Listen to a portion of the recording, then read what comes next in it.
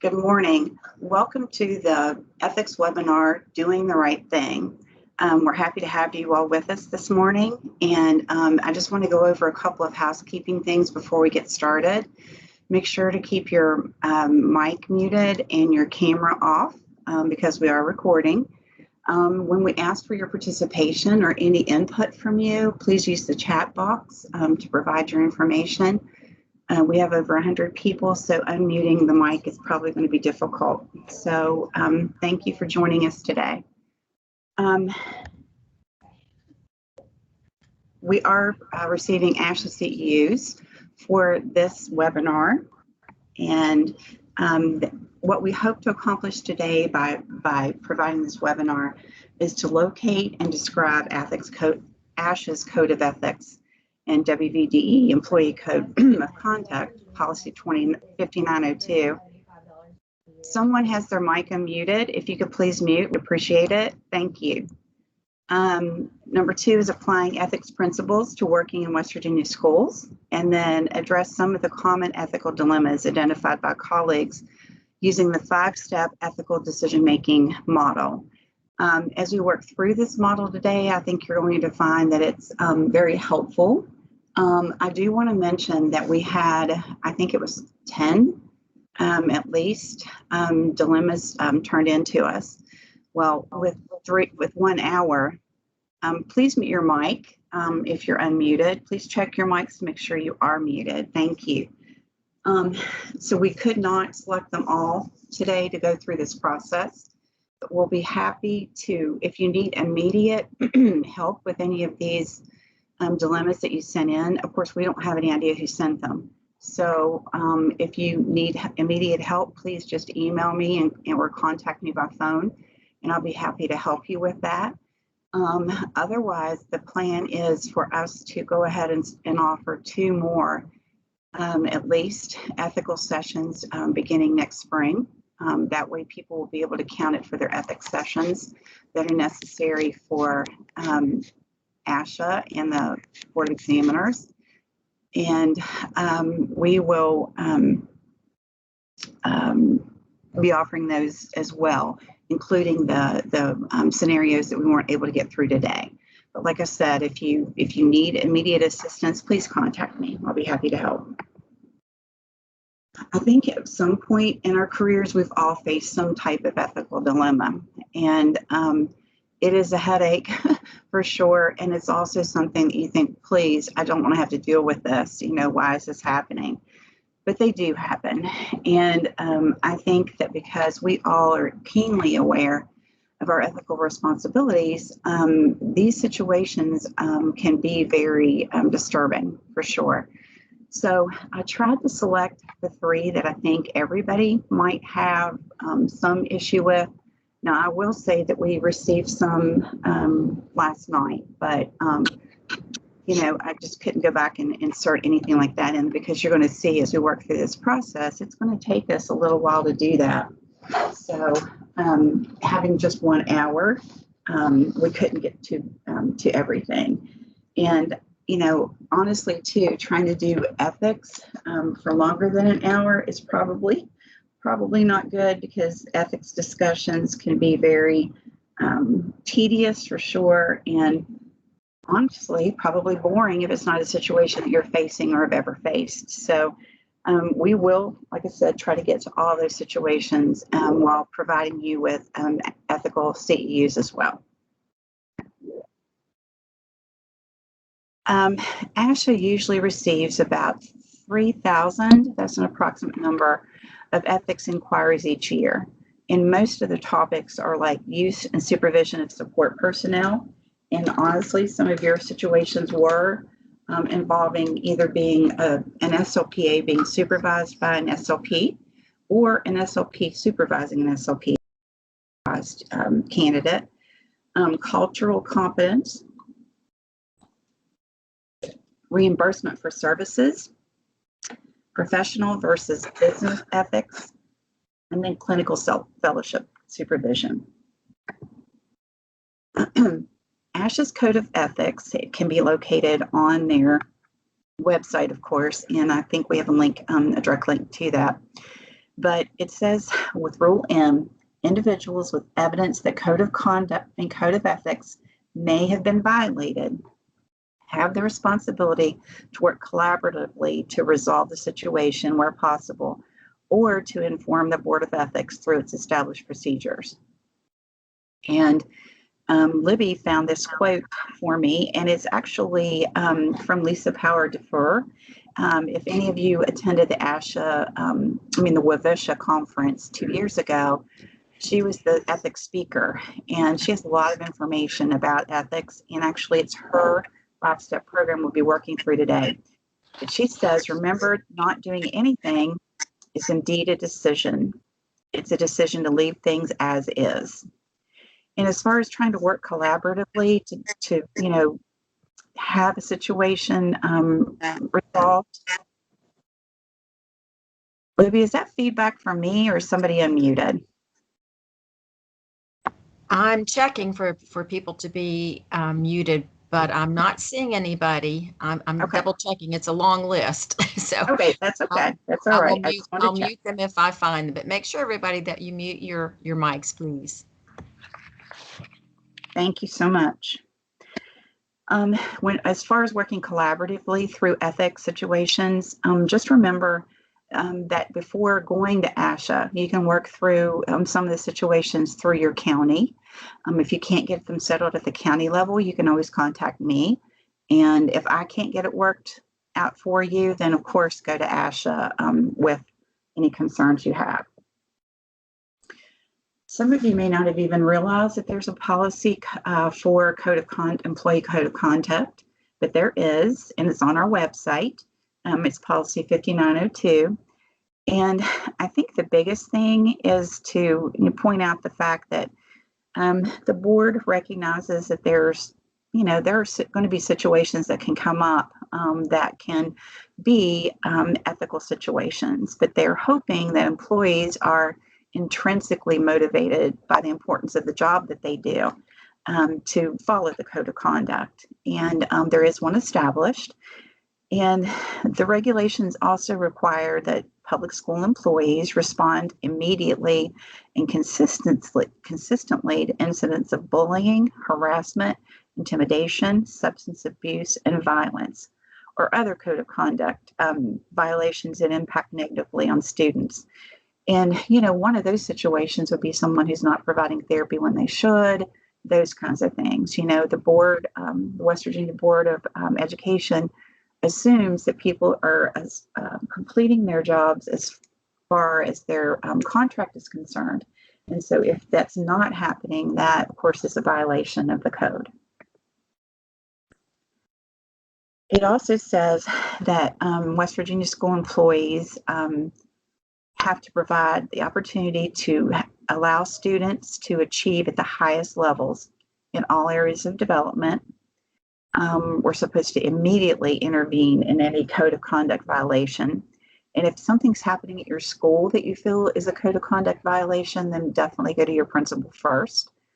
And then comply with federal and West Virginia laws, policies, regulations, and procedures. And part of those policies would include policy 2419. As we talk about these ethical dilemmas today, we're going to be using the 5-step approach. And what we're going to do is discuss the ethical dilemma that was provided to us by some of you. We're going to do an initial vote on solving the dilemma. There'll be 3 choices, and you'll just type your selected response in the chat box. Libby will give me a quick summary of the majority of the votes. And then we're going to go through the 5-step decision-making process that we talked about just a while ago with that was developed by Lisa Power Defer. And we'll discuss possible solutions. As far as the 5-step process, these are the 5 steps. The first step is to gather data to understand what happened. And of course, in some of these situations, we may not be able to gather all the background information, but that's always the important first step. And not to just assume that things have happened that maybe haven't. Make sure to get both sides of the story. With step 2, you're going to identify whether it's a moral, ethical, or legal dilemma.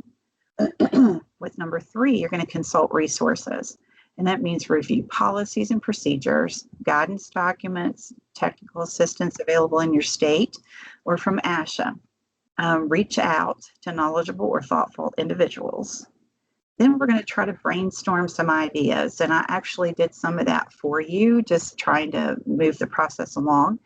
But as we look at these situations, I'll ask that you, when we do the brainstorming, that you put any additional suggestions in the chat box. And sometimes it says to use all ideas, because sometimes those things are kind of out of the box and maybe seem not appropriate, should be considered. So, and then step 5, you're going to select one or more solutions, and the selected solutions should resolve the current situation and prevent future similar situations. So with step 1, we can't assume that you have all the information. You have to watch for your personal predisposition or bias. And I think we're going to run into that in some of our situations today. You need to try to look at the situation from all perspectives. And without having all the information, you can definitely misunderstand the situation and think that there's a problem when there may not be, or not realize there's a problem where there may be. Then you're going to identify whether or not it's a legal, ethical, or a moral issue. It's a moral issue if it's bothering you. That could be a moral issue. It's often based on your personal moral code. And, I think we run into some of those situations when we've talked about educational relevance, for instance, and talking about, people feel strongly that they should provide services to anyone who has an impairment, whether it's an identified disability or whether it has an adverse effect on their educational performance. When you think about ethical issues, you need to refer to ASHA's Code of Ethics. They also have resources on the Code of Ethics. You can refer to state policy and refer to West Virginia Board of Examiners. For legal issues, you would look at things like IDEA, examine state guidance, review Medicaid regulations if it's a Medicaid situation, examine state licensure and or credentialing requirements, and review confidentiality requirements, and that's through HIPAA and FERPA and anything that's covered under IDEA, or the Americans with Disabilities Act for 504. Then there's the research phase. So once you've gathered the background information, you've gone through and looked at all the information that's available, then it's time to maybe consult some individuals, consult with organization representatives, seek wise advice. Don't assume you can accurately interpret the policies, laws, and regulations, and helpful to have a personal advisory board. Then you brainstorm solutions. And the thing to remember about these ethical situations is there very rarely is a single right answer. Sometimes there are several things that need to happen. And take the time to develop a variety of solutions, including the crazy ones, which may generate other solutions. And I think as we start working through this process, you're going to see how important following all these steps can be. Because it's easy to think about a situation or see a situation and automatically assume that laws are being broken, ethical code of ethics are being broken, and that kind of thing. But it's really important if you're facing a situation like this to get all the information you can. And then the last step is to just select one or more options. And the one that's most likely to succeed, of course, is the best one to select if possible. Resolve the current problem and prevents future problems. Hopefully all parties agree on the solution, and then consider any unintended consequences or negative repercussions. And I can't tell you how important unintended consequences are.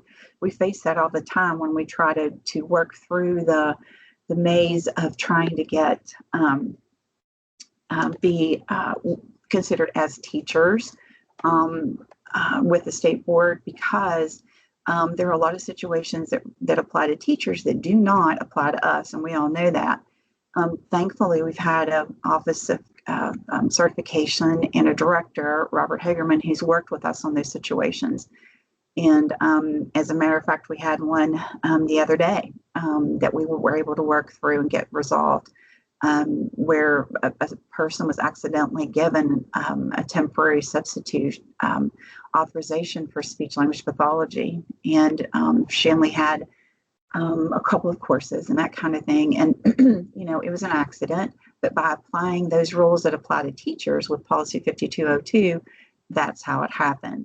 But we were able to work through that and set plans in place that won't happen anymore. But it's easy to see how some of those things can happen. And, it's just important to work through them and get them resolved. This is an example of how we'll work through this process. The dilemma would be you've identified a student as having a speech sound disorder, but the eligibility committee doesn't agree with making the student eligible for services. So you would gather information about procedures used for eligibility determination, and you would decide whether it's a legal or ethical issue and moral.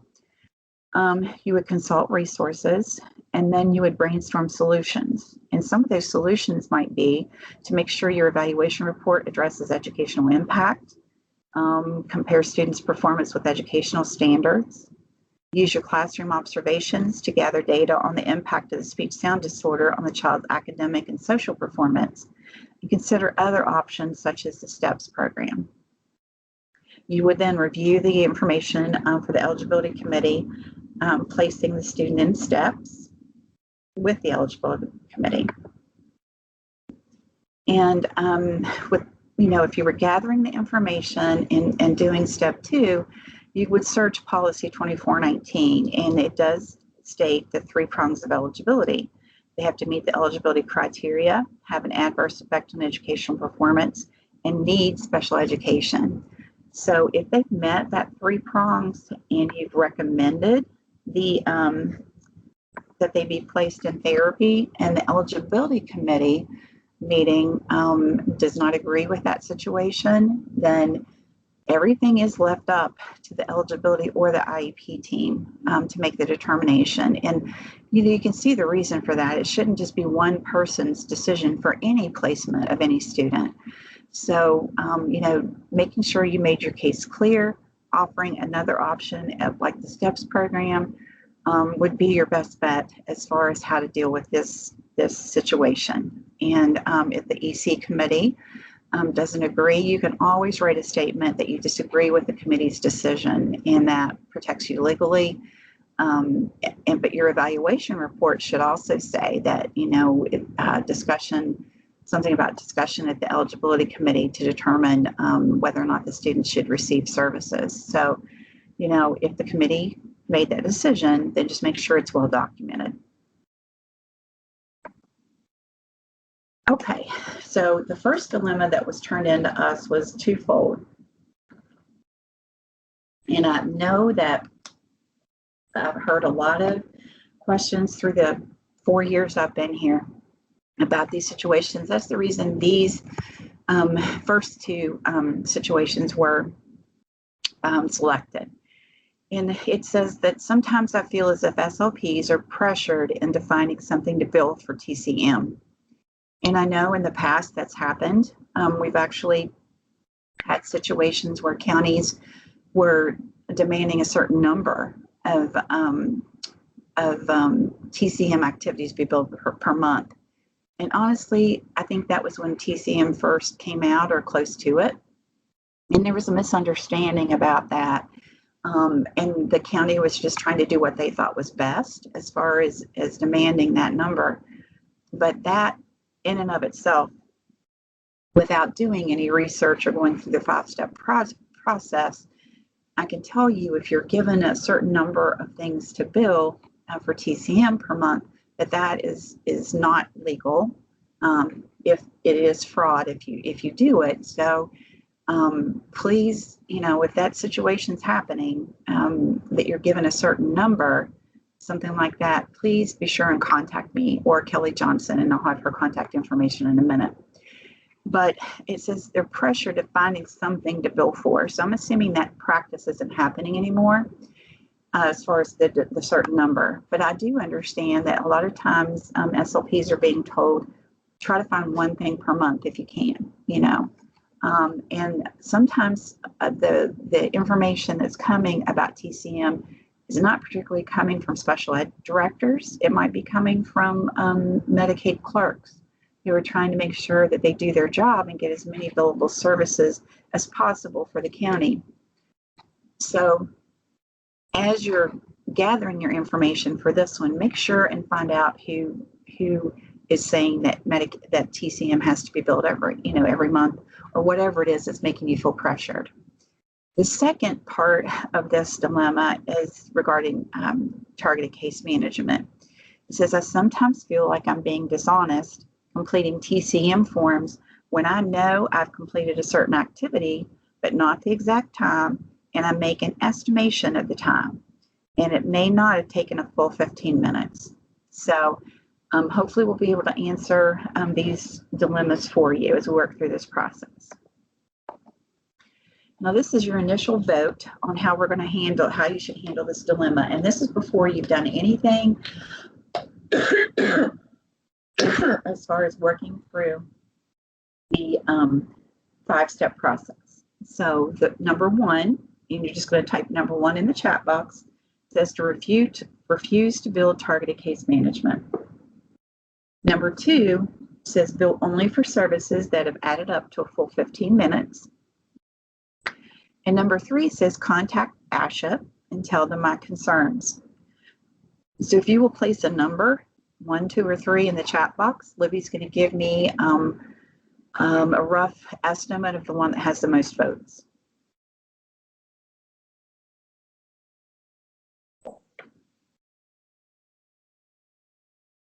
It sounds like we've won the lottery. What's that? All the ding, ding, ding, ding. Oh, I can't hear them. I'm seeing mainly 2s and a few 1s. Okay. All right. So as we work through this, we'll discuss those options. One thing, like when it talked about personal biases, and we'll go through that stuff in just a minute, but when it talked about personal biases, I think a lot of times when it comes to Medicaid, we have a personal bias about having to bill Medicaid. But just remember, it was ordered by the legislature that we bill for Medicaid services if at all possible. The other thing to remember is that the school-based health services, which is SBHS, in the Bureau of Medical Services manual, which is the Medicaid manual that we follow, does say that their program considers medically necessary covered healthcare services pursuant to an IEP provided through the West Virginia Department of Education. So that in and of itself, I want to make sure everybody understands that it's not something we're just doing under the table or something we're trying to get by with, or something that we shouldn't be doing. Once they determined that they would reimburse for services pursuant to an IEP, then that covers us as far as providing services that we may not see always as medically necessary, but the school-based health system does consider it medically necessary. So, and just remember too, that medically necessary health services have to be ordered by a physician. That's the reason we use physician's authorizations. And it covers everyone from age 3 to 21. So just want to make sure everybody understands that paragraph is there. Now we're going to go through the 5-step process with this situation and see what we can find out. Okay, so with step 1, we're looking at, we can't assume you have all the information. And I just provided you with some information that I couldn't determine where to put that slide, but I wanted to let you hear that up front. So that's one piece of information that you may not have had. Watch for your personal biases or predispositions. And with this one, I think You know, just as soon as you hear Medicaid, I know, I'll be honest, I used to just kind of turn my brain off a little bit as soon as I heard Medicaid, because I know it's going to mean more work. But there is a reason for doing it. And I think it's important to remember too that counties do benefit from what we do. Look for all perspectives, and without all the information, you can misunderstand the situation. So I kind of went through the 5-step process for you in a lot of these situations. And as far as TCM is concerned, I went directly to the TCM portion of the BMS manual, the Bureau of Medical Services manual. And if you don't have a copy of this or you've never seen it, then there's a direct link to it in the PowerPoint. And we will be mailing out the PowerPoints, emailing the PowerPoints to you as soon as we get all your registration information you're going to provide at the end. So you'll be able to access the direct link. And if you don't have a copy of it, or if you haven't looked at it, please take time to do that, because I think it will solve a lot of issues that you might have with Medicaid itself.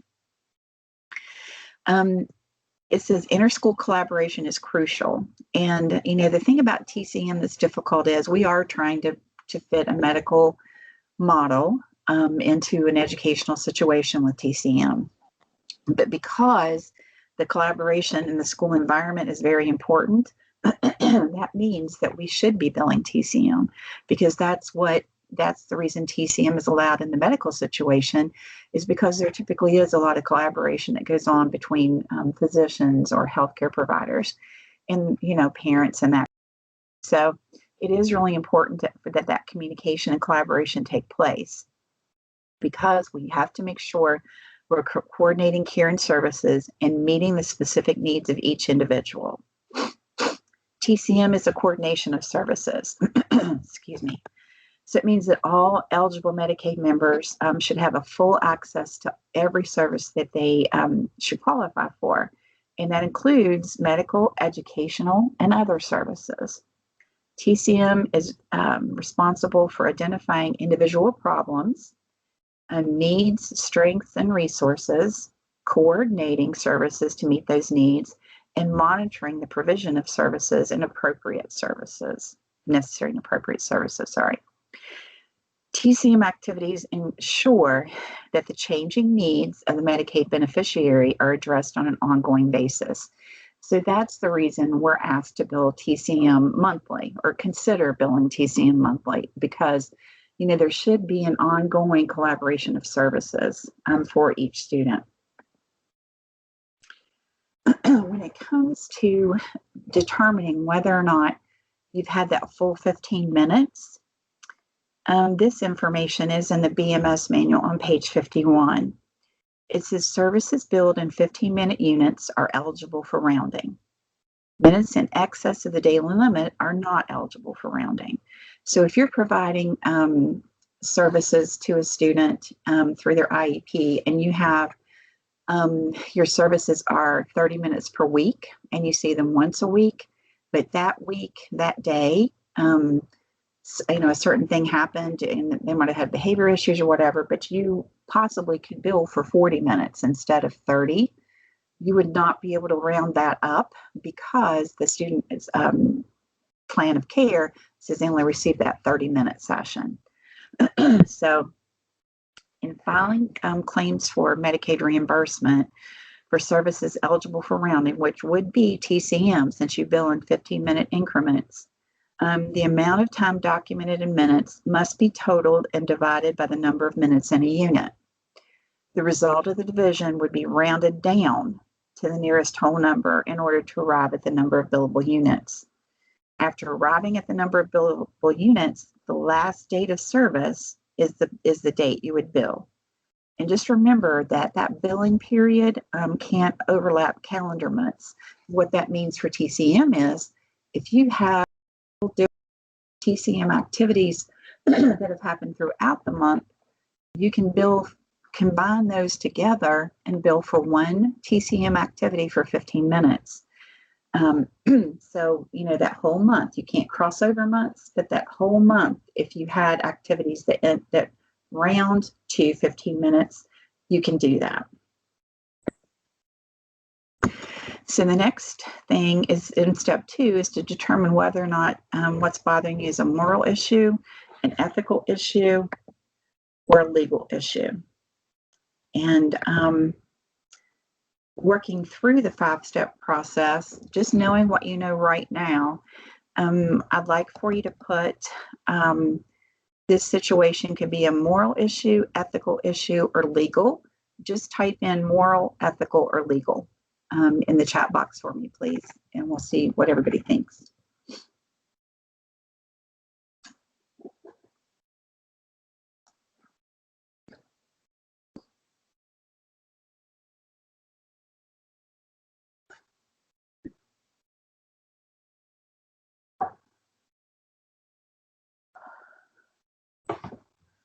Libby, do we have any votes? We are getting lots of votes. So far, all of them are saying legal. Okay. All right. So I think, excuse me, you're exactly right. This one is a legal issue, and we just need to make sure that we follow the legal guidelines that have been provided in order to address it. In the research phase, it says consult individuals, organization representatives, seek advice, those kinds of things. And it's helpful to have a personal advisory board. As far as consulting resources, reviewing policies and procedures, guidance documents, technical assistance from your state or from ASHA, or reach out to knowledgeable and thoughtful individuals. Now, in a lot of cases, ASHA, because I've contacted ASHA a lot about Medicaid questions because I want to make sure that we're within the ethical guidelines. A lot of times what you'll hear from them, and it depends on the situation, so please understand that, but a lot of times what you'll hear from them is it depends on the state guidelines through your Bureau of Medical Services. So just understand that. But, consulting the BMS manual is definitely a great start. There was a TCM form when Terry Riley was our Medicaid specialist. He created a TCM form that had drop-down boxes on it, and he only included those activities that would be relevant to a speech therapist. Because if you look at all of those TCM activities, a lot of them don't apply to us. They aren't things that would be appropriate for us to do. But he did narrow down all areas of TCM that you could bill for and just listed things that would be appropriate for an SLP to bill. And if you haven't seen that list, then I can have Libby attach it to the PowerPoints that go out. And I think I also provided a link to it in the back of in the reference section. If you have a Medicaid question, as far as knowledgeable individuals, Kelly Johnson is our Medicaid specialist. There's her contact information, and you can also contact me. When you contact me with Medicaid questions, I always consult Kelly. So, either one of us would be happy to help you with any of those concerns. Now, as far as brainstorming, there isn't a single solution. We should take time to create a variety of solutions. So I've done that. Whoops, sorry. Because it wasn't going to be feasible for us to do this all together, which I wish we could have. But still, number one, a list was refused to build targeted case management. The thing to remember about that is, since the legislature mandated that we bill if possible, that if you refuse to bill completely, then counties have handled it differently. But in some cases, they've considered the person to be insubordinate. But I think that if you follow some of these other solutions, I think you can settle the situation with everyone happy. Bill only for services that have added up to a full 15 minutes throughout the month. You can contact ASHA and tell them your concerns. And these are all just possible solutions. This says make sure to document the times that you plan to do a TCM activity. So if you plan to meet with the teacher, if you're doing like a 3-to-1 model, for instance, and you have time that you actually meet with the teacher and you know that, your start and end times and the topics you discussed. Make sure to document that kind of thing. If you're in the hallway and get stopped by a teacher and you discuss a student, you know, it might not go up to 15 minutes, and it's hard to gauge the start and stop time. You can estimate the time spent and with the start and end time. And I checked with to make sure that that was acceptable through the manual and by the Medicaid specialists that we have that we work with. It's generally understood that when it comes to TCM, there will be a case in some instances where you don't always have the precise time, but document precisely when possible. Don't bill TCM if you feel you haven't done 15 minutes throughout the month, but let your special ed director, your Medicaid clerk know why you didn't bill.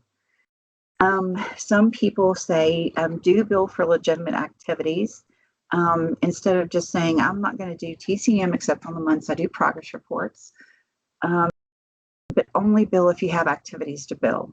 You know, to set that up and say, I'm only going to bill for the months that I do progress reports means that you're kind of thinking that you're not collaborating or checking on the continuity of services, the appropriateness of services throughout the rest of the time. And you may not have a billing every month.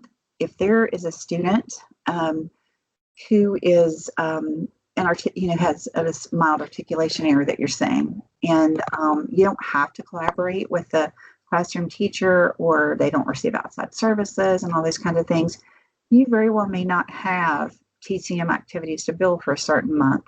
But just keep yourself flexible so that if you do have those activities, I think it's a good idea to try to bill for them if you feel like you have the 15 minutes. I would never, ever, ever tell anyone to bill for anything they don't feel comfortable billing for.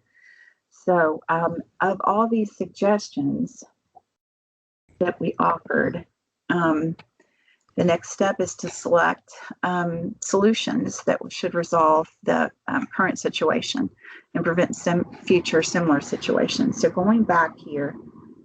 Leanne, there was a comment about just being pressured to bill and almost feeling like you're going to be, reprimanded if you don't. Do you have any solution for that? If that's happening and you have done the 5 steps process and you found, and one of the things I need for you to do with that situation is find out where that pressure is coming from. If it's coming from a Medicaid clerk, if it's coming from the special ed director, where it's coming from, and make sure that it's not just an implied pressure. If they're demanding to the point that you feel like if you don't, you're going to be insubordinate and you're going to be in trouble, then please contact Kelly Johnson or me. We've had to go in counties before and work with Medicaid clerks and work with special ed directors to make them understand that by pressuring you to bill for things that you're not, that you can't bill for, or you don't feel ethically that you can bill for, or you just absolutely don't have the time to do it because you don't have the 15-minute activity that you could bill for, then we need to make them understand that that is not an ethical way to operate. You can understand how sometimes they can get confused and get on the wrong direction because they're trying to get as much money as possible for their counties. And, a lot of times I hear SLPs say, the county gets some money and we never see the benefit from all the work that we do. But I want you to understand that you do. As part of the cost settlement, when we're having you turn in your lesson plan and your daily logs and all that kind of thing, the reason for doing that is that the county also then has the opportunity to go to the BMS board and the state DHHR and say, look, even though we didn't bill for these services, we are paying these people's salaries and they are providing services to your members. And so in some cases, your personal salaries are being paid by some of the Medicaid that's coming into the county. It's not like you see, like it comes directly back to you. I know that it'd be nice if it did, but just remember you are getting the benefit of it a lot of times within your salaries. So if you have a situation where you're feeling that pressure, please contact Kelly or me. It looks like I am taking way too much time here, so we're going to go on to the next dilemma.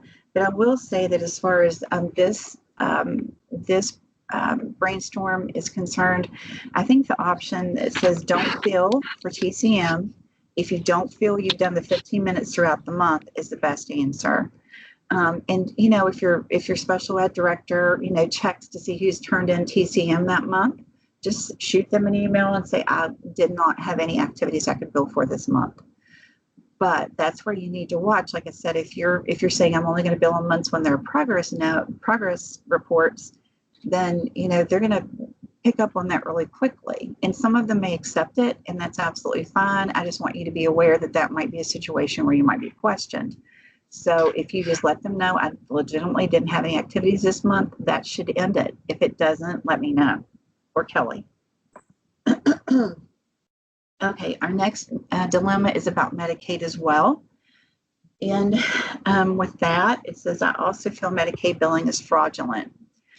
Billing for students who are no longer making progress in therapy, but can't be removed from the caseloads due to parent pressure or pressure from others to keep the student in therapy. And the reason I selected this dilemma is because I think it's really important to get this one straightened out if this is happening. Every time I talk to lead SLPs or anytime I'm in a situation where I am talking or discussing Medicaid, I always say two things. As far as like when it comes up to ethical issues, as far as signing off on other people's reports, I always say don't sign off on anything that's not yours. And I would never ask you to put your license in jeopardy, even though the BMS manual says we could do that. The other thing I say is that Medicaid does not determine the services we deliver. It does not. If we can bill Medicaid for a service we're delivering, great. But it should not determine the service we deliver to a student. So this is our initial vote for this dilemma. It says I should continue to bill Medicaid even though I don't feel I should. I should dismiss and offer steps to keep the parents happy. Or I should keep seeing the student because they haven't completed their goals, but not bill back. And actually with this one, there are a couple of options, but like we said, there can be a couple of options with Brainstorm. So if you have two selections here, be sure and put them both.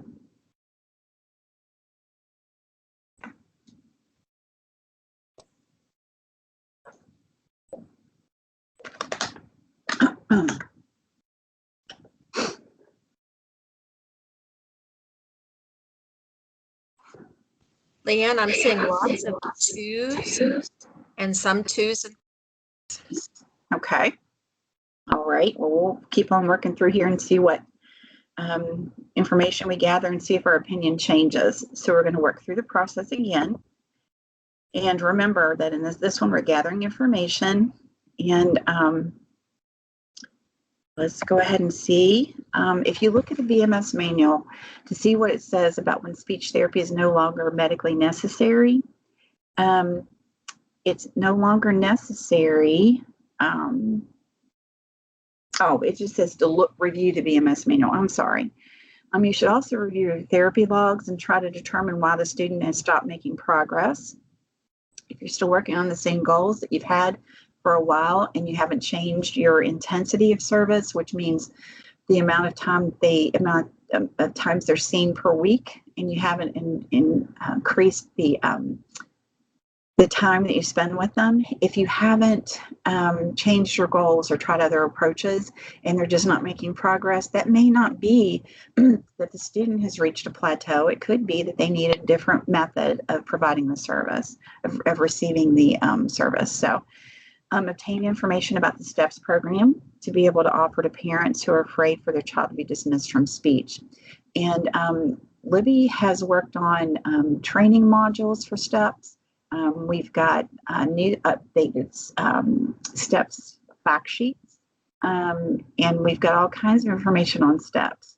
Unfortunately, our website is being kind of reconstructed right now, so we don't have that on the website yet.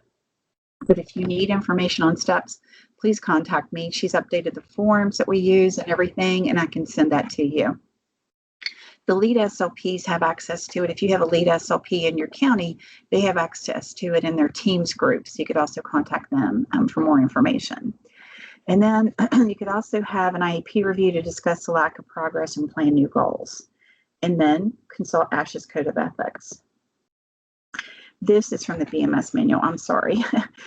With this, it says speech therapy is no longer medically necessary when the student has reached, when the person has reached the highest level of functioning, is no longer progressing, or the established plan of care goals and objectives are met, or the established plan of care does not require the skills of a speech language pathologist. And that means that, you know, they can, the classroom teacher could maybe deliver the services or that kind of thing, or the member or his or her legal representative has demonstrated the knowledge and skill providing the speech therapy regimen themselves. So regime themselves. So these tell when it's no longer medically necessary to bill. And if it's not medically necessary, we shouldn't bill Medicaid. That does not mean that because a student isn't making progress, that they don't need to continue in therapy. With some of these students who have severe cognitive disabilities, or some of those who have complex communication needs, it takes a while for you to see progress with those students. And so it doesn't mean you give up because you can't bill Medicaid anymore for them. And I've seen that happen. I've had Medicaid clerks contact me and say, this child should be dismissed from speech, right? Because they're not making progress. The thing of it is that the child was nonverbal.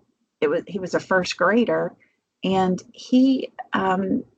they had tried speech with him, but when speech output wasn't the answer, and he couldn't complete those goals, and he wasn't making progress, they were going to dismiss him because they didn't feel like they could bill Medicaid.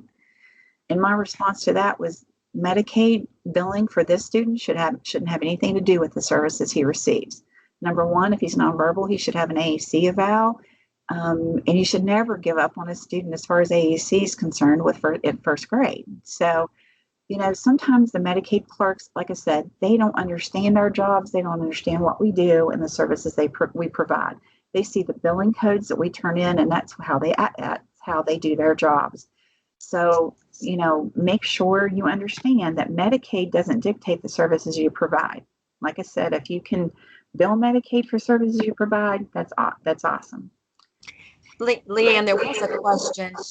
Can you continue to keep the student on to maintain a level? Absolutely, but you are not. I wouldn't bill Medicaid for that personally. Now, Kelly says that you can. Kelly says as long as you're maintaining, she considers that to be continued progress. I'm sorry. It's up to you whether you determine to bill for that or not. But just remember, you can see that student as long as you need to maintain them.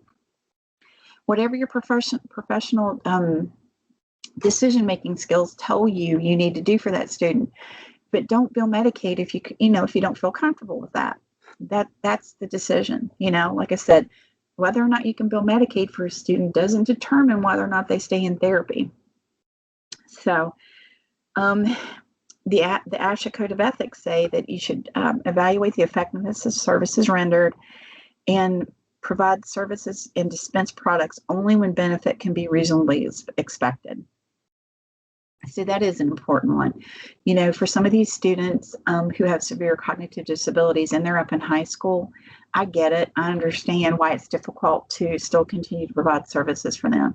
But that's where you can go back and think, well, if the classroom teacher can continue these services, and if I just collaborate with her and give her suggestions every now and then that's absolutely a responsible way to handle those situations. And it says individuals shall not guarantee the results of any treatment or procedure directly or by implication. So you can make a reasonable statement of progress. So with these students that you're wanting to dismiss, for instance, be sure that you've made sure that you've looked at all of your data and use your data to determine whether or not they should be dismissed. And whether the parent agrees with it or not, I understand. I've been in situations just like that too, especially with students with autism, because parents are afraid to let go of any services or will regress. So those situations you have to kind of tease your way through, but, letting them know right up front that, you're going to be trying to train staff that work with them daily and all that kind of thing to do the same, to incorporate their communication system or their skills into what they do all day long, that's going to be the most benefit for their child. So make sure that you have good conversations with parents, and do remember that limited or no progress is a possible reason for dismissal, but make sure that you have a lot of other reasons too, not just that. Make sure that you have looked at your data and you've provided evidence-based practice therapeutic techniques, and that you have varied your intensity and the goals and all that kind of thing. And if you have all that data to show, then parents, that's difficult for parents to argue with when you say, I've tried these different techniques, I've tried, homework, I've tried having you guys do it with him, I've tried, giving him more time, I've tried, working with classroom teachers, so she's reinforcing, and none of these things are helping. Then that gives you a whole lot more information than just saying, he's not making progress. And questions to consider before your final decision: has the intervention been guided by careful data collection and analysis? Don't just collect that data, make sure you're using it to make your decision. And has sufficient supports been provided to optimize opportunities for successful outcomes? And with this one, I think this, if we're trying to consider which one it would be, Libby, if you'll go ahead and have them vote real quickly for that.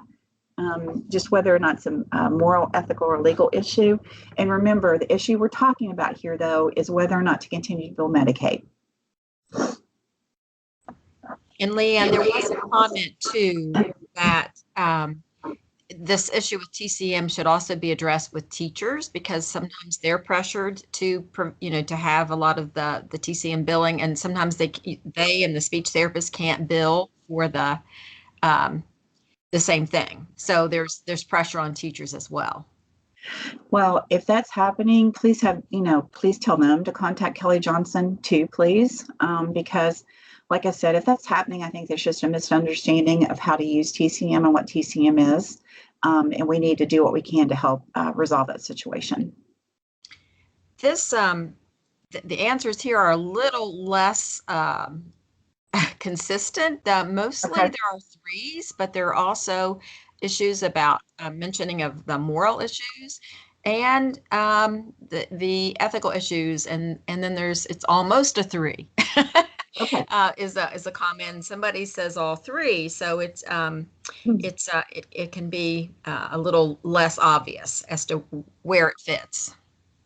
And that's going to happen. That's going to happen to you sometimes.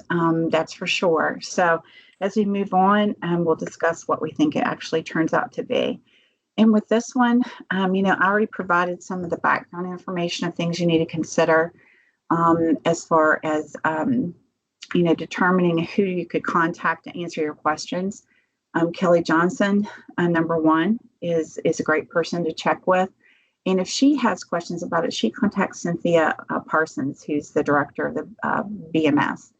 So, it's not good to go directly to Cynthia Parsons, because a lot of times she'll call us and tell us she's been contacted by therapists, but some of the situations could have been handled at another level. So, just make sure that you have your personal advisory board too that you feel comfortable talking with. And then remember, there are seldom single solutions to this problem. But as far as billing Medicaid for students who are not making progress, the solutions could be review all data to make sure the student has access to a variety of therapy. This is about the dismissal issue too, since that was kind of thrown into it with the pressure of the parents to keep them on. Determine if dismissal is warranted, leaving Medicaid out of the question. Keep the student in therapy, vary the goals, time, intensity, and don't bill Medicaid. And keeping the student in active therapy and continue to bill Medicaid. Offer the parent the options for STEPS program if direct therapy isn't warranted. And then there are also, all kinds of additional solutions. If it were me, the solution I would pick, I would pick a couple. I would make sure that if dismissal was warranted, I would offer the parent information about STEPS program, but I would if I was going to keep the student, I would keep the student in therapy, vary the goals, times, and intensity, and don't bill Medicaid until you see that they begin making progress. If they begin making progress, then you can consider to bill Medicaid at that point. But to me, this is kind of a legal issue because if you're billing for Medicaid services, remember that student has to be making progress. And if they're not, that's a reason for it not being medically necessary anymore. But, even though it's not medically necessary, it could be educationally necessary. Leanne, sorry to interrupt, but we're at 9:26.